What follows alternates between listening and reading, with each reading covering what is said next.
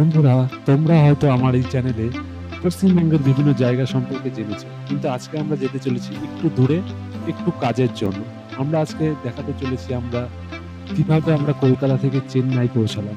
আর তার জন্য আমরা চলে গেছিলাম শালিমার স্টেশনে, যেটা কিন্তু বলতে গেলে পশ্চিমবঙ্গের মোস্ট ওয়ান অফ দ্য ওল্ডস্ট স্টেশনের মধ্যে একটা। না আছে এখানে যে পানীয় জলের ব্যবস্থা ঠিকঠাক, না আছে কোনো দোকানপাট, না খুব বেশি সিকিউরিটি, সবকিছুরই কিন্তু সমস্যা রয়েছে এখানে।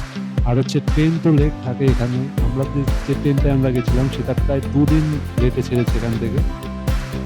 এই যে হচ্ছে আমাদের কেবিন, যেটা ছিল থার্ড এসিতে। এখানে আমার মাকে দেখতে পাচ্ছ তোমরা, জানলার পাশে বসে আছে।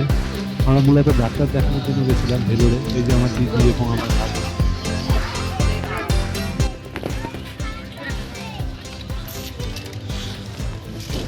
ট্রেনের টাইমিং এবং ট্রেনের স্পিড, এই দুটো দিকে কিন্তু ট্রেনের এক্সপিরিয়েন্স আমাদের খুবই খারাপ ছিল। এমনিতেই ট্রেনটা 2 দিন লেট ছিল, তারপরে এমনভাবে চলছিল যে আরও 30 ঘন্টা এক্সট্রাও কিন্তু লেট হয়ে গেছিলো প্রায় ট্রেনটা।